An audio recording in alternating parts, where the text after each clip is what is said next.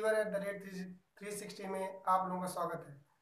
जैसा कि हमने आप लोगों से बताया था कि हाइट एंड डिस्टेंस के हम पार्ट 1 बाय 1 डालते रहेंगे, तो उसमें भी नेक्स्ट पार्ट ये है जिसमें हम क्वेश्चंस करवा रहे हैं और प्रीवियस पार्ट्स को आप लोग जरूर देखिए, तब इस पार्ट्स को देखिएगा, ठीक है, क्योंकि प्रीवियस पार्ट में हमने कुछ क्वेश्चंस लगवाए हैं और इसमें क्या है कि a kite is flying at a height of 60 metre. ठीक, एक काइट है, क्वेश्चंस को आप क्या करिए, समझिए, इसके वर्ड्स को समझने की कोशिश क्या करिए कि क्वेश्चन में बोल क्या रहा है। जब आप वर्ड्स को समझ जाएंगे तो हाइट एंड डिस्टेंस की प्रॉब्लम्स को सॉल्व कर लेंगे, क्योंकि देखो हाइट एंड डिस्टेंस में मेन होता है आपको उसके वर्ड्स को, प्रॉब्लम्स को समझना, ठीक है। अगर आपने उनके प्रॉब्लम से जो लिखा हुआ है इसको समझ गए ना, डायग्राम आपने फॉर्म कर लिया ना, तो क्वेश्चन आपका ऑलरेडी सॉल्व हो जाएगा। बात समझ में आ गई? तो कैसे सॉल्व करोगे? Kite is flying at a height, ठीक है, इजी क्वेश्चन है, बट हमने क्या कहा है कि सारे क्वेश्चंस करवाएंगे, एक भी क्वेश्चन नहीं छोड़ेंगे। जिससे कोई भी एनसीईआरटी क्वेश्चंस के रिगार्डिंग प्रॉब्लम है वो सारी एक एक करके सारी प्रॉब्लम सॉल्व कर लेंगे। और भाई इतना तो बोलता हूँ कि सारे क्वेश्चन सॉल्व करिएगा, बोर्ड में इससे बाहर कोई भी क्वेश्चन नहीं आएगा। और भी हम क्वेश्चंस करवाएंगे, क्योंकि देखिए क्या है, a kite is flying at a height of 60 metre above the ground. एक काइट है जो ग्राउंड से 60 मीटर ऊपर उड़ रही है। तो आप क्या करोगे, कह रहा a kite is flying at a height of 60 metre above the ground. तो मान लीजिए ये आपका ग्राउंड है, ठीक है, ये ग्राउंड हो गया, और इस ग्राउंड से ऊपर कितने ऊपर फ्लाई कर रही है, 60 मीटर। तो आपने कहा भैया ये ए है, ये बी है, और ये क्या है, सी है। BC इज योर हाइट, मतलब ये BC क्या है, एक हाइट है जिसपे ये कोई पतंग है वो उड़ रही है, ठीक। तो आपने कहा भैया इसकी हाइट जो है वो 60 मीटर है। समझ बात आ गई? BC जो है, करा kite is flying at the height of 60 metre above the ground, the string attached to the kite is temporarily tied to the point on the ground. मतलब मान लीजिए, देखते नहीं हो तुम लोग पतंग उड़ाते होगे, तो कभी मान लीजिए तुमने पतंग को अपनी छत पे किसी चीज से बांध दिया होता है, ठीक है, वही कह रहा है temporarily tied to the point on the ground. मान लीजिए आपने अपनी पतंग की स्ट्रिंग को यहां से इसमें आपने क्या कर दिया, बांध दिया। यहाँ पे पतंग आपनी बन गई। कह रहे थे इंक्लिनेशन ऑफ द स्ट्रिंग, ये स्ट्रिंग है, इंक्लिनेशन एंगल को बोलते हैं, ठीक है, झुका हुआ है, string with the ground is 60 degree. मतलब ये ग्राउंड से जो एंगल ऑफ इंक्लिनेशन है वो 60 डिग्री है। समझ बात आ गई? क्वेश्चन समझ में आ रहा है ना? Find the length of the string, string मतलब धागा होता है जिसपे आप पतंग उड़ा रहे होते हो, वो धागे की ये स्ट्रिंग कह रहा है, इस धागे की स्ट्रिंग को क्या करो, कैलकुलेट कर लो, ठीक है। Find the length of the string assuming that there is no slack in the string। इसका मतलब ये कहता है कि स्लैग का मतलब होता है ना, जैसे मान लीजिए कोई धागा है और उस धागे में क्या होती है, ढील होती है, तो देखते हो ना धागा अटैच पूरी अच्छे तरीके से नहीं होता। मतलब यहाँ पे कुछ है नहीं, जैसे आपको हम बता देते हैं, मतलब समझ तो सकते हो। देखो मैं इसका एग्जांपल दे रहा हूँ, ये देखिए ऐसे देख रहे हो ना, इसमें अभी क्या स्लैग है, तो वो ये कह रहा है ये एकदम इस तरीके से है, एकदम कोई भी स्लैग नहीं, नो स्लैग। ऐसे देखिए स्लैग दिख रहा है ना इसमें, और ऐसे जब करोगे तो नो स्लैग। वही बोल रहा है कि आपका धागा जो है एकदम स्ट्रेच्ड है, खिंचा हुआ है, ठीक, तो वो कंडीशन बोल रहा है। भाई स्लैग होगा तो उसकी डिस्टेंस आपको हाइट जो भी लेंथ होगी मेजर करने में क्या होगा, प्रॉब्लम होगी। तो इसीलिए उसने कहा there no slack in the string. तो आप क्वेश्चन में आपको क्या करना है, देखिए डायग्राम फॉर्म हो गया, तो यार क्वेश्चन तो 1 मिनट में सॉल्व कर लोगे। ये एंगल तो कितना डिग्री होता है, 90 डिग्री होता है, कितना है, 90 डिग्री। तो आप यहाँ पे सॉल्यूशन लिख लीजिए इसका, क्या करिए, सॉल्यूशन लिख लीजिए। और सॉल्यूशन लिखोगे तो क्या लिखोगे, in triangle A B C right angle at B. मतलब राइट एंगल कहाँ पे है, एट बी पे है। तो अब आप लोग क्या करोगे कि साइन 60, ठीक है, मान लीजिए आपको ये हाइट h निकालनी है, आपने इसका नाम कितना या लेंथ l रख सकते हो, जो भी है, हमने इसको चलो l मान लिया, ठीक है, लेट कर लिया, let AC is equal to L। भाई लेट कर लिया कि AC जो लेंथ ऑफ द स्ट्रिंग है, लेंथ ऑफ द काइट है, मतलब स्ट्रिंग की जो लेंथ है वो L है, ठीक। तो अब आपको क्या करना है कि हमें ये दिया हो और ये निकालना हो, तो sine theta is equal to पढ़ाया है परपेंडिकुलर अपॉन हाइपोटेन्यूस होता है, क्या होता है, परपेंडिकुलर अपॉन हाइपोटेन्यूस। थीटा कितना है 60 डिग्री है, तो आप कहोगे भैया साइन थीटा की जगह पे आप 60 पुट कर दीजिए, इज इक्वल टू परपेंडिकुलर कितना है 60 है अपॉन हाइपोटेन्यूस कितना है एल है। ठीक, कहानी समझ में आ रही ना? ठीक है, साइन 60 की वैल्यू आप लोगों को हमने पढ़ाई है, साइन 60 की वैल्यू √3/2 होती है। कितनी होती है? √3/2 होती है। तो साइन 60 की वैल्यू आप लोग पुट कर दोगे, √3/2 और 60/L हो गया। यहां तक बात समझ में आ रही है? साइन 60 की वैल्यू √3/2, और क्योंकि साइन थीटा को परपेंडिकुलर अपॉन हाइपोटेन्यूस, परपेंडिकुलर कितना दिया है 60, यही तो भाई परपेंडिकुलर होता है। इतना तो आप समझ चुके होंगे क्योंकि ट्रिग्नोमेट्री में इतना तो पढ़ा दिया है। ठीक है, जिसने ट्रिग्नोमेट्री के पार्ट्स नहीं देखे हैं जाके ट्रिग्नोमेट्री के पार्ट जरूर देखिएगा, आपका बेसिक जरूर वहां पे क्लियर हो जाएगा। ठीक, यहां से आपको क्या करना है, यहां से देखिए क्रॉस मल्टीप्लाई जब कराओगे तो ये L√3 हो जाएगा भाई, हो जाएगा नहीं हो जाएगा भाई? देखो L को √3 से मल्टीप्लाई और 60 × 2 मतलब 120 हो जाएगा। 60 को 20 से मल्टीप्लाई कराओगे तो 120 तो होगा ना, नॉर्मल सी बात है। अब मुझे L चाहिए तो 120/√3 हो जाएगा, ये हमने √3 डिवाइड में। लेकिन ये अच्छा आंसर नहीं दिख रहा है ना, इसको क्या कर लो रेशलाइज, जब भी रूट नीचे आए तो उस टर्म को क्या कर लीजिए रेशलाइज कर लीजिए। आपने कहा ठीक है भैया, √3/√3 हो जाएगा। ठीक है, अब यहां से L = 120 ठीक इंटू √3 अपॉन का √3 × √3 कितना होता है 3 होता है, √3 × √3 की वैल्यू 3 होती है। ठीक, 3 1 जा 3 हो जाएगा, 3 4 जा 12, ठीक है मतलब 40। तो L = आपका 40√3 मीटर, मतलब length of the string is जो होगी वो 40√3 मीटर हो जाएगी। बात समझ में आ रही है? लेंथ ऑफ द स्ट्रिंग जो होगी वो 40√3 मीटर हो जाएगी। समझ में आ गया क्वेश्चन? कोई दिक्कत नहीं ना? जहां पर समझ में ना आया हो बार बार उसको देखिएगा, पक्का समझ में आ जाएगा, क्योंकि आप क्वेश्चन के वर्ड को समझा करिए ना तो आप हाइट एंड डिस्टेंस 100% सॉल्व कर लेंगे। ठीक है, नेक्स्ट क्वेश्चन करते हैं, इसको नोट करिए, देखिए आपको दिख रहा है ना, इसको देखिए। देखिए नेक्स्ट क्वेश्चन है, नेक्स्ट क्वेश्चन क्या कहता है, कहता है 1.5 मीटर टॉल बॉय, मतलब एक 1.5 मीटर एक टॉल बॉय है, is standing at some distance from the 30 metre tall building, मतलब एक बड़ी सी बिल्डिंग 30 मीटर की बिल्डिंग है, उसके सामने एक 1.5 मीटर का टॉल लड़का खड़ा हुआ है। The angle of elevation from his eye to the top of the building, मैंने क्या बढ़ाया था, एंगल ऑफ एलिवेशन हमेशा जब आप नीचे से ऊपर की साइड देखोगे तभी एंगल ऑफ एलिवेशन फॉर्म होता है। Top of the building increase from 30 to 60 degree as he walks towards the building, जैसे जैसे वो बिल्डिंग की साइड जाता है। Find the distance he walk towards the building, आपको वो बताना है कि वो डिस्टेंस कितनी ट्रेवल करता है जब बिल्डिंग की तरफ जाता है। मतलब समझिए क्वेश्चन को, डायग्राम इस क्वेश्चन का कैसे आप फॉर्म करेंगे, हम वर्ड पढ़ते जाएंगे और आप लोग उसका डायग्राम फॉर्म करेंगे। कैसे, जरा सुनना।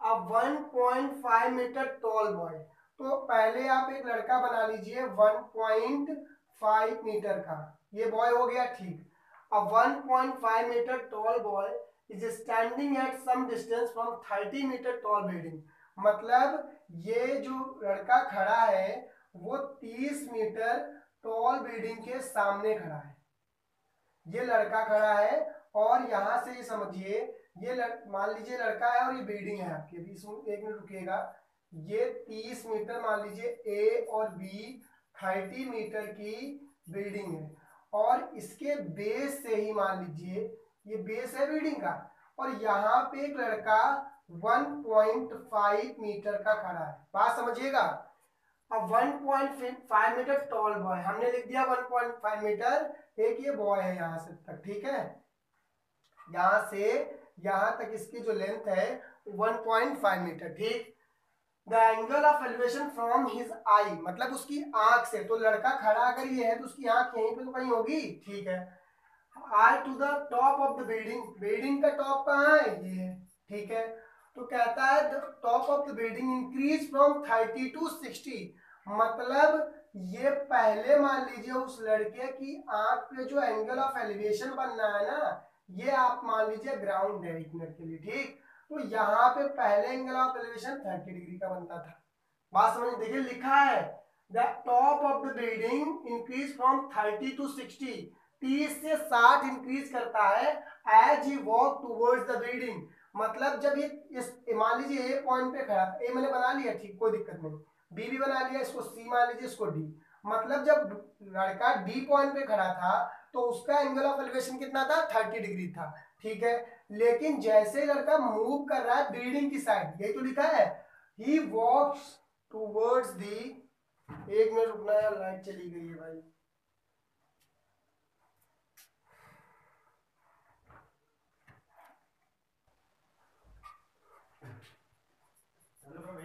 हाँ तो देखिए, ठीक है, तो थोड़ा प्रॉब्लम आ गया था, हो गया था, ठीक है, तो उसको देखो क्या, फिर से एक्सप्लेन करता हूँ। Find the distance he walk toward the building, building की साइड जा रहा है तो कितना उसको, वो कितना बिल्डिंग के साइड, जब उसका एंगल ऑफ एलिवेशन 30 से 60 डिग्री हो जाता है, मान लीजिए 30 पे था, अब वो आगे की साइड जब मूव करेगा तभी तो उसका एंगल ऑफ एलिवेशन चेंज होगा। अब कितना हो गया, 30 डिग्री हो गया। मान लीजिए वो डी पॉइंट था तो आप इसको एफ पॉइंट मान लीजिए, कोई दिक्कत नहीं ना। अब आपसे पूछ रहा है कि भाई जो ये डी एफ गया वो कितना गया, डी एफ गया तो कितना गया, और लड़के की हाइट 1.5 मीटर है, लड़के की हाइट 1.5 मीटर है।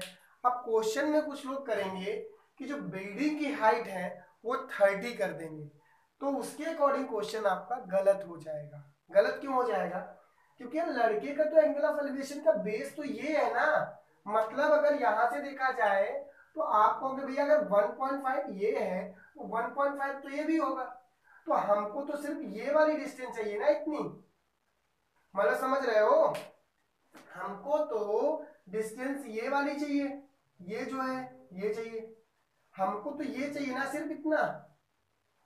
तो इतना करने के लिए मतलब ये जो हमारा बनना है और ये जो बनना है उसको अगर आपको सॉल्व करना है तो उसके लिए अगर हमें एसी निकालना होगा, अगर हमें एसी निकालना है तो आप ए बी से माइनस करिए 1.5, ए बी से माइनस करिए, जो बॉय खड़ा है उसकी, भाई हम भी तो ऐसे बिल्डिंग के सामने बिल्डिंग के पास गए और बिल्डिंग के पास आप ऐसे खड़े हो गए, तो बिल्डिंग से जब आप खड़े हैं तो बेस जो आपका है वो जितनी आपकी हाइट होगी वहां से एंगल ऑफ एलिवेशन बना रहा होगा ना, तो ये वही बात कह रहा है, ठीक है। बात क्लियर हुई ना यहाँ तक, ये लड़का है तो लड़के की हाइट से यहाँ तक, मतलब total height of the building से लड़के की हाइट को आपको सब्ट्रैक्ट करना पड़ेगा, बात समझ में आ रही है। तो यहाँ पे हाइट मतलब A C is equal to, आप कहोगे भैया A B minus height of the boy, height of the boy, clear हुआ बात, हाइट ऑफ द बॉय, ठीक है। तो A C is equal to A B, A B कितना दिया गया है आपका, ए बी की वैल्यू है, ए बी आपका टोटल 30 है, minus height of the boy 1.5 है, इसको जब माइनस करोगे तो 28.5 मीटर बचेगा ना, मतलब आपको ए सी पता चल गया कि 28.5 मीटर है। अब आप कहोगे भैया हमें वैल्यूज कैलकुलेट करनी है, हमें ये वैल्यूज भाई चाहिए कि यहां से यहां तक वो लड़का है वो बिल्डिंग की साइड गया कितना था, कि एंगल उसका 30 से 60 हो गया था, बात समझ में आ गई। अब आपको कैसे करोगे, तो इन ट्रायंगल, इसमें देखिए कुछ ट्रायंगल ज्यादा बनेंगे क्योंकि दो बार एंगल ऑफ एलिवेशन की बात हुई है, तो एक बार आप ट्रायंगल कौन ले लीजिए, हम लिख दे रहे हैं फिर समझा देंगे। In triangle A F C where angle C बराबर 90 डिग्री, जहां एंगल सी कितना है 90 डिग्री है। अब आप देखिए हमने आपसे ये वाले एंगल की बात की है कि आप ये वाला एंगल लीजिए, ये लोगे तो इसको क्या है एफ सी, इसका बेस है एफ सी, ठीक है। मान लो एक्स मान लीजिए, आप कितना मान लोगे, एक्स मान लीजिए या फिर एफ सी मान लीजिए, ठीक है। मैंने कहा एफ सी मान के कर लो, कोई दिक्कत नहीं है, ठीक। तो एफ सी आपने माना तो देखिए क्या हो जाएगा, tan 30, मतलब मुझे अगर चाहिए, हाँ तो ठीक है, tan 30 is equal to perpendicular by base होता है नहीं होता है, तो tan 30 is equal to perpend, sorry 60 है 30 नहीं है, यहाँ पे 60 डिग्री है, ये 60 है ना, तो यहाँ पे 60 लिखिए, ठीक। परपेंडिकुलर कितना आपका दिया है 28.5 डिग्री दिया है, ठीक। बेस कितना आपका दिया है, बेस को हमने एफ सी माना है, तो ये एफ सी ले लीजिए, ठीक। कितना ले लिया, FC ले लिया, ठीक है। तो यहाँ से tan 60 की वैल्यू कितनी पढ़ाई है, √3 पढ़ाई है, लिख लीजिए। यहाँ से 28.5 अपॉन का FC, तो FC इज इक्वल टू हो जाएगा 28.5 बाई √3, इक्वेशन फर्स्ट मान लीजिए इसको। क्लियर हुई बात। हमने क्या किया कि यहाँ पे दो ट्राइंगल फॉर्म हुए, तो हमने एक AFC ट्राइंगल ले लिया जिसमें AC की वैल्यू हमने देखो अभी ऊपर कैलकुलेट की 28.5 हो गई, ठीक। यहाँ से हमने फिर कौन सा ट्राइंगल AFC लिया, तो AFC जब आप लोगे तो एंगल C कितना है, एंगल C तो 90 है भाई ना, आप लगा दीजिए tan 60 इक्वल टू, क्योंकि एंगल कितना 60 बनना है, तो tan 60 परपेंडिकुलर बाय बेस हो गया, tan 60 की वैल्यू √3 होती है, परपेंडिकुलर कितना 28.5 FC, तो यहाँ से ये √3 भेज दिया, तो इक्वेशन फर्स्ट समझ में आई कैसे बनती है, ठीक है। नेक्स्ट देखिए इन ट्रायंगल जहां से 30 बना था, तो ADC वेयर एंगल C बराबर 90 डिग्री, यहां तक क्लियर हुई बात। एंगल C कितना बनाता है, 90 डिग्री बनाता है। अब आप क्या करोगे, जब आपको ADC की बात हो गई तो sin 30 is equal to, sorry मैं साइन को बोल रहा हूँ, tan ही लगना है यहाँ पे, tan 30 is equal to perpendicular by base होगा, ठीक। tan 30 is equal to perpendicular कितना आपका दिया है, परपेंडिकुलर फिर वही 28.5 बेस आप मान लीजिए DC, टोटल यहां से यहां तक बेस आप लोगे ना, क्योंकि एंगल यहां से फॉर्म हो रहा है ना, तो DC आपका बेस हो गया। tan 30 की वैल्यू कितनी होती है, tan 30 की वैल्यू होती है 1 बाई √3, ठीक, is equal to 28.5 by DC। अगर मुझे यहां से DC चाहिए तो DC इज इक्वल टू हो जाएगा 28.5 √3, इक्वेशन नंबर 2। क्लियर हुआ यहाँ तक कि हमने दो ट्रायंगल लिए थे, दोनों ट्रायंगल को हमने क्या कर दिया, सॉल्व कर दिया। हमने tan 30 equal to perpendicular by base लिया, यहाँ से tan 30 equal to 28.5 by DC, tan 30 value 1 by √3 हुई, बराबर 28.5 upon DC, DC equal to 28.5 √3, ये DC इधर चला गया, √3 इधर चला गया। यहाँ तक क्लियर हुई बात। हमें DC पता चल गया, हमें FC पता चल गया, हमें निकालना तो DF है ना, तो आप कहोगे भैया हमें DF अगर निकालना है तो DF is equal to DC minus FC कर दीजिए। अगर मुझे ये डिस्टेंस चाहिए तो जो टोटल डिस्टेंस है उससे ये डिस्टेंस माइनस कर दीजिए, मान लीजिए 10 है और ये 5 है, हमें ये चाहिए, तो आप कहोगे भाई 10 से 5 गया 5 बचेगा। क्लियर हुई बात। टोटल आपको पता है 10 है, ये वाली हमने मान लो 4 बोल दी, तो आपको हमने पूछ रहा हूँ DF कितना है, तो आपको 10 से 4 माइनस कर दीजिए 6 बचेगी, ठीक। वही प्रोसेस यहाँ पे भी करना है। हमें DC टोटल पता है कितना है, ठीक है, हमें DF कैलकुलेट करना है। DC अगर पता है, FC पता है, तो DF निकालने के लिए हमने क्या कर दिया, DC माइनस FC कर दिया। क्लियर हुआ बात।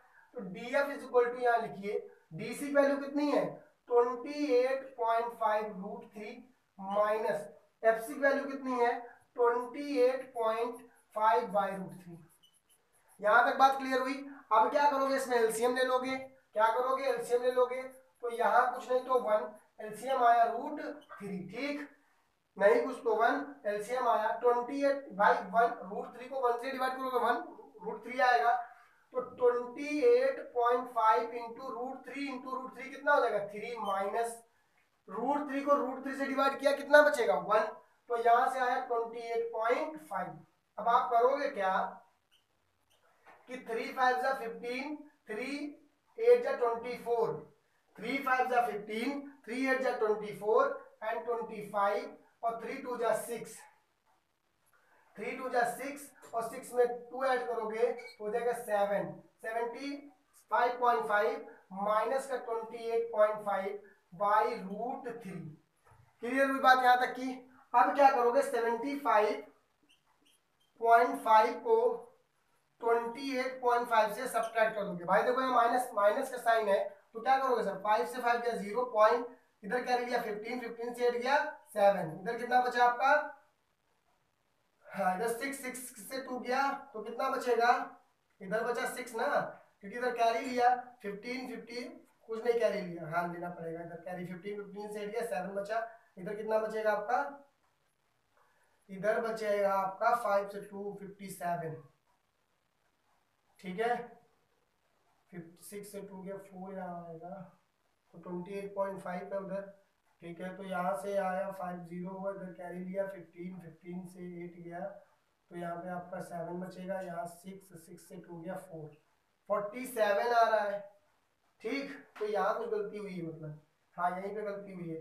यहाँ पे गलती क्या है, देखो 3 5 जा 15, 3 8 जा 24 होता है, कितना होता है 24 होता है। ठीक, 3 24 एंड 25 हो गया, 3 5 जा 15, 3 8 जा 24 एंड 25, और 3 2 जा 6 एंड 8, हाँ 85.5 होगा ना, यही दिक्कत है। तो देखिए अब सही है, डीएफ इज इक्वल टू यहाँ आ जाएगा 57, भाई इसको इससे माइनस करोगे 57/√3।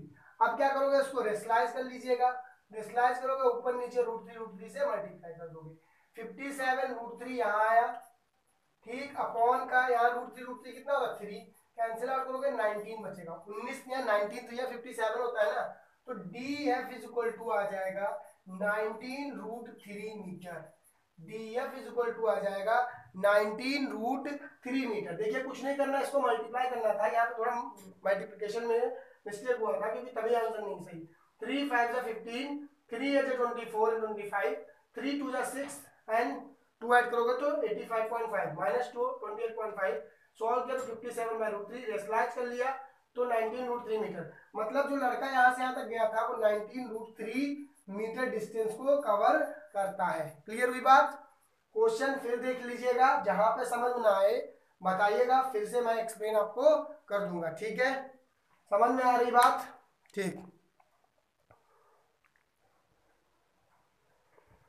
ठीक है, फिर नेक्स्ट क्वेश्चन देखिए, from a point on the ground, मतलब कह रहा है एक पॉइंट से ग्राउंड पे the angle of elevation of the bottom and the top of a transmission tower fixed at the top of 20 metre high building. मतलब आप लोगों ने बहुत बार देखा होगा कि जो घर होते हैं या हाउस होते हैं, उन घरों में देखते होंगे कि उनकी बिल्डिंग्स की छतों पे टावर लगा दिए जाते हैं, ट्रांसमिशन टावर लगाए जाते हैं। ठीक है, तो कह रहा है वो बिल्डिंग की छत के ऊपर टावर लगा हुआ है, और वहां से क्या है, मतलब समझिए इसको, ये मान लीजिए ग्राउंड है, ये मान लीजिए 20 मीटर की बिल्डिंग है, A B is the height of the building 20 metre, मैंने 20 मीटर की कोई बिल्डिंग बना दी। अब उस बिल्डिंग पे एक टावर लगा, देखिए from a point on the ground the angle of elevation of bottom and top of a transmission tower fixed at the top of 20 metre high building. इस बिल्डिंग के ऊपर मान लीजिए ये बी से सी, ये बीसी एक आपका टावर रखा है। ठीक है, बीसी आपका टावर है, बी मतलब यहां से इसका बॉटम है और यहां से टावर का टॉप है, बॉटम टावर का ये है और टॉप टावर का ये है, छत के ऊपर टावर को रख दिया गया। ठीक है, अब कंडीशन समझिए क्या कहता है, from a point on the ground, A B C है तो मान लीजिए ये डी पॉइंट है कोई ग्राउंड पे। ठीक, from a point on the ground the angle of elevation of bottom and top of a transmission tower at top of 20 metre high buildings are 45 and. देखिए ये कंडीशन को, क्वेश्चन को पढ़ना कहां से है, कह रहा है the angle of elevation of the bottom and the top, इस कंडीशन को पढ़िए आप, bottom and the top of a transmission tower, तो टावर का बॉटम ये होगा और टॉप टावर का ये होगा। ठीक, फिक्स्ड एट द टॉप। ठीक है, हाई बिल्डिंग एज 45, मतलब यहां से एक जो एंगल ऑफ एलिवेशन बन रहा है भाई वो 45 डिग्री बन रहा है, ये क्वेश्चन है। मतलब जो बॉटम से एंगल ऑफ एलिवेशन बन रहा है 45 डिग्री बन रहा है, और जो टॉप से एंगल ऑफ एलिवेशन बन रहा है वो 60 डिग्री। तो टावर का टॉप को ये है ना, यहां से जो एंगल ऑफ एलिवेशन फॉर्म हो रहा है वो 60 डिग्री है।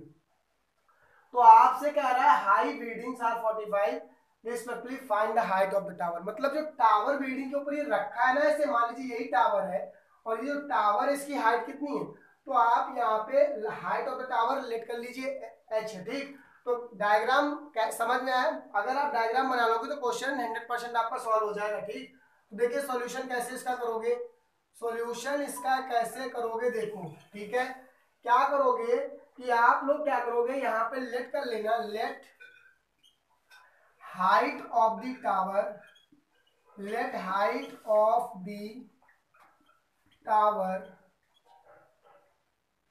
Is equal to H. मान लिया कि हाइट जो BC है टावर की वो h हो गई, ठीक है। अब आप क्या करोगे, पहले इन ट्राइंगल BAD, ये D है, C नहीं है, ये D है, एंगल D बराबर 90 डिग्री ले लोगे। एंगल D कितना ले लोगे, 90 डिग्री ले लोगे। अब क्या करना है भाई, ये देखिए 45 डिग्री बना रहा है ना, तो आप लीजिए tan theta is equal to perpendicular by base. tan theta की वैल्यू है tan 45, परपेंडिकुलर कितना है BC आपका 20 डिग्री तो है, 20 रख दीजिए। बेस आपका डी, इसको x मान लीजिए, तो इसको x मान लिया। तो यहां से अब बताइए आप लोग tan 45 की वैल्यू क्या होती है, कमेंट करके बताइए सब लोग, ठीक है। कमेंट करिए और बताइए tan 45 की वैल्यू क्या पढ़ाई गई है, ठीक। क्या करिए, पढ़ते भी रहिए, मौज मस्ती भी करिए, लेकिन पढ़ाई आपका फर्स्ट कि मतलब हमें पढ़ना ही पढ़ना है, ठीक है। मेहनत करिए, कोई भी चीज़ समझ में नहीं आती है उसको बोलिए, हम लोग आपको हमेशा बताने के तैयार रहेंगे, ठीक है। बट क्या करिए, पढ़ाई करिए बेस्ट, अच्छे से अच्छे, ठीक है। tan 45 की वैल्यू बताइए, तो 1 होती है सॉरी, इधर गया x इक्वल टू कितना आ गया 20 मीटर। आप कहोगे भैया DA जो है वो 20 मीटर हो गया, DA कितना हो गया 20 मीटर हो गया। हमको तो हाइट चाहिए। अच्छा चीज है, देखो अगर हम यहाँ पे लेके इन ट्राइंगल CAD, कैड, ठीक, CAD अगर आप देखोगे तो अगर CAD की बात करोगे तो वो बात तो है एंगल ए बराबर 90 डिग्री। तो आप देखो साइन, साइन मुझे हो जाता है, ठीक है। तो यहां से क्या करना है कि tan theta is equal to इसमें परपेंडिकुलर बाय बेस। अब यहाँ जब CAD की बात करोगे तो CA मतलब ये डिस्टेंस, और ये डिस्टेंस यहां से यहां तक की कंसीडर करोगे h प्लस 30, सॉरी 30 कहाँ 20 है, तो h प्लस 20। भाई टोटल डिस्टेंस लोगे तो h प्लस 20 हो जाएगा, ठीक। तो tan 30, tan यहाँ पे कितना है 40 60 डिग्री है, ठीक है। परपेंडिकुलर कितना है h प्लस 20 है, बेस कितना है आपका 20 है, tan 60 की वैल्यू √3 होती है, h प्लस 20 बाई 20, ठीक। ये क्रॉस हो जाएगा, मतलब यहाँ कुछ नहीं तो 1 है, ये क्रॉस हुआ तो इधर 20 √3 हो गया इक्वल टू h प्लस 20 आ गया। ये प्लस का 20 उधर जाएगा तो माइनस का हो जाएगा, h इक्वल टू 20 √3 माइनस का 20। यहां से आप क्या करोगे 20 कॉमन ले लोगे, √3 यहाँ आ जाएगा, माइनस का 1 हो जाएगा, ठीक। इतना भी लिखोगे तो आंसर सही है। लेकिन अगर और इसके आगे करना चाहते हो तो h इक्वल टू 20 √3 की वैल्यू 1.732 माइनस 1 होती है, ठीक। √3 को 1.732 से -1 जाएगा तो आपको 20 इंटू 0.732 बचेगा, ठीक है। 0.732 बचेगा, और इसको आप मल्टीप्लाई कर लोगे। कैसे मल्टीप्लाई कर, तो इधर बता दे रहा हूं यहाँ का, ठीक है। तो h इक्वल टू भाई 20 है तो 2 इंटू 10 लिख सकते हो, नहीं लिख सकते हो, ये कितना लिखा है 0.732, तो ये 10 एक जाएगा, देखो ऐसे किया जाता है, ये 10 हो जाएगा तो 7.32 हो जाएगा। अब 2 का मल्टीप्लाई करा सकते हो, 2 2 जा 4, 2 3 जा 6.27 जा 14, मतलब ये हाइट आपकी टावर की हो जाएगी। मल्टीप्लाई एक बार देख लीजिएगा सही है या फिर गलत है, क्योंकि हो सकता हो भाई यार, मैं ऐसा नहीं कहता कि हमारा 100% सही होगा, एक बार ट्राई जरूर करिएगा कि ये मल्टीप्लिकेशन, बट करने का ढंग तो पता है ना कैसे करना है क्वेश्चन को, वैसे आप अप्लाई करिए। और ये इंपॉर्टेंट क्वेश्चन है, अच्छा क्वेश्चन है, इसको अच्छे से समझिएगा, ठीक है। डायग्राम कैसे बनाना है, कैसे क्वेश्चंस को आपको क्या करना है सॉल्व करना है। फिर नेक्स्ट क्वेश्चन देते हैं अभी, ठीक है।